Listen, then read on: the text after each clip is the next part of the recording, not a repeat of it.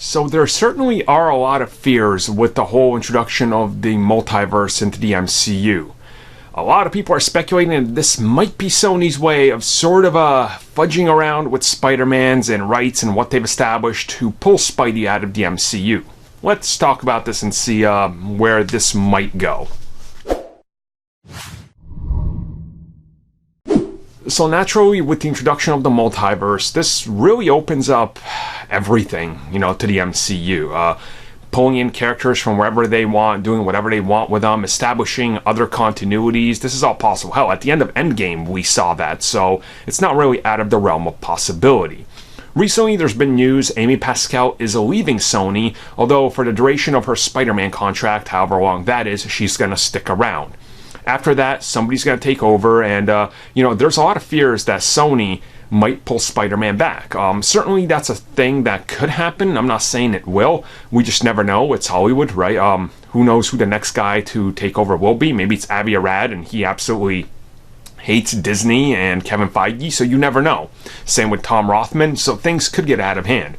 At the same time, if let's say they were to somehow end Far From Home by pulling Spidey out of the MCU, then why would they be building up everything around him to further his involvement in the MCU? You see what I'm saying here? That doesn't make sense to me at all. I mean, stranger things have happened. Maybe. Who knows? But I'm willing to say that's probably not the case. Sony understands that Spidey needs to stay in the MCU for now. If you pull him out or do whatever with him, then you're kind of opening yourself up to more hatred and criticism like you did before. People are not going to support you, right? And then you're going to have to reboot it again or whatever, or maybe you use Tom Holland, but you probably can't because he's part of the MCU and that's part of the contract that's there. So see the kind of complexity we're in when people start talking about something like that? And honestly, I think there's no truth to it. They have to abide by the contract. And from what we understand, Tom Holland had 3 Spider-Man appearances, so there's 1 more film guarantee, and 3 team-up films, I believe was it. So a total of 6. Some people have said 7, I don't know. But just start to look at it logistically. I don't think Sony can do that unless they want to get sued.